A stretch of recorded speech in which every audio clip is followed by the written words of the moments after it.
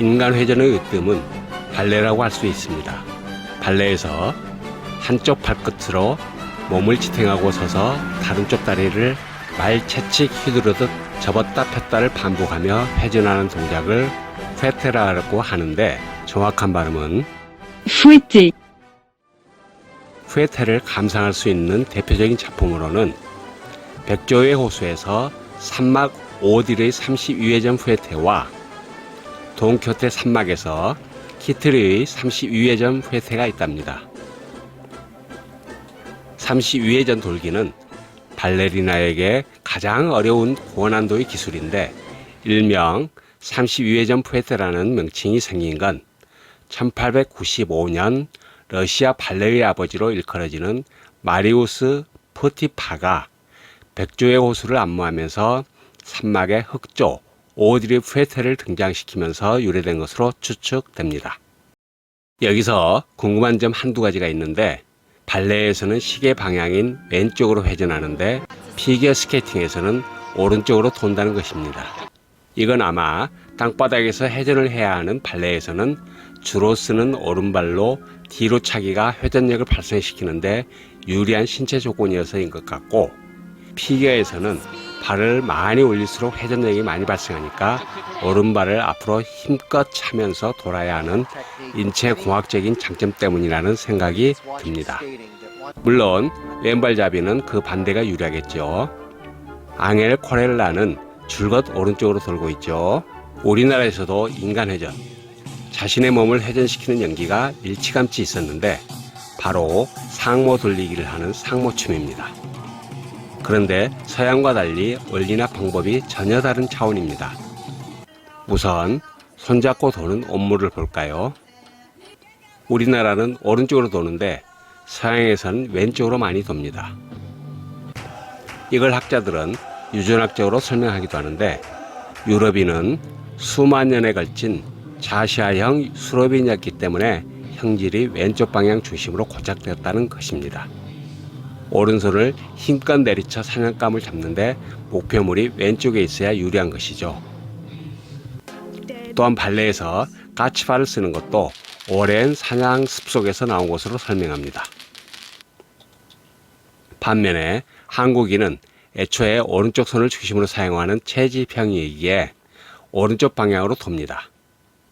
과일이나 열매를 오른손으로 따서 바로 입속으로 넣으면 됩니다. 그런데 북방향이 지배적인 유전자 풀을 형성하게 되는데 한국 무용에서 발 뒤꿈치에서부터 딛고 세계에서 유일하게 굴신이 발달된 건 약 1만 5천 년에 걸친 빙하기 때 눈 쌓인 시베리아 환경에 적응한 형질 차이로 설명합니다. 일명 조선무 다리는 이로부터 나온 것입니다. 좌우지간 체육이든 예술이든 인간은 가장 유리한 방향으로 동작을 한다는 건 진실입니다.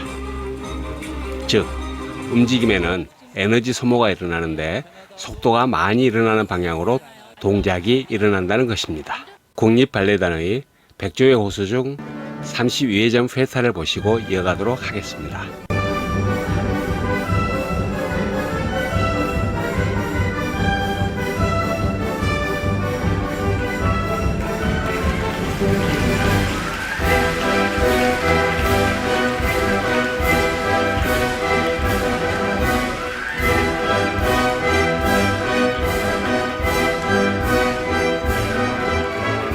(32회전) 푸에타의 전설은 뭐니뭐니 해도 스페인 출신의 타마라 로호와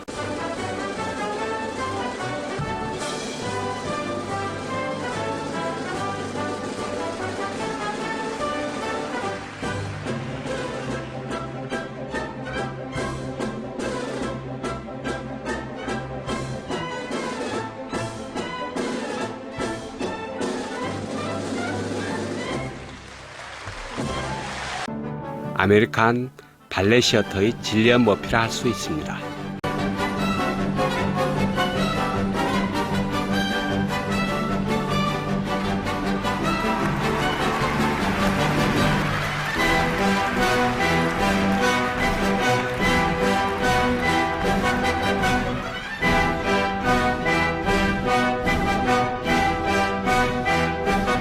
인간이 회전하는 건 쉽지 않은 동작인데 그건 안구진탕으로 인한 어지럼증이 일어나기 때문입니다.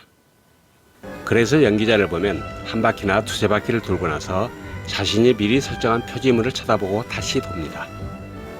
즉, 팽이처럼 돌 수는 없지만 마치 팽이처럼 빠르게 동작을 연속하여 인간의 한계를 극복한 고도의 예술성을 구현하는 것이지요. 다음, 상모 돌리기를 한번 볼까요? 연기자들은 상모만 돌리는 게 아니라 자신의 몸 자체를 땅바닥에서 돌리는데 발레에서 회전하는 것과는 원리가 사뭇 다른 자반 뒤집기입니다. 일명 살판이라고 하는데 잘하면 살판이지만 못하면 죽을 판이라는 말에서 나온 것으로 12가지 땅재주 중 하나로 풍물놀이 중 백미라는 생각이 듭니다.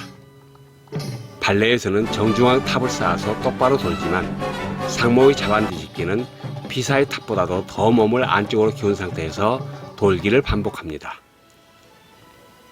발레에서 회전하는 것과 상모 돌리기의 자반 뒤집기는 서로 비교할 수 없는 차원이기에 차치하고 상모 돌리기를 서커스 수준으로 만든 북한의 상모춤을 보면서 재미삼아 한번 비교해 보지요. 중앙의 이 사람, 도대체 몇 바퀴인가요?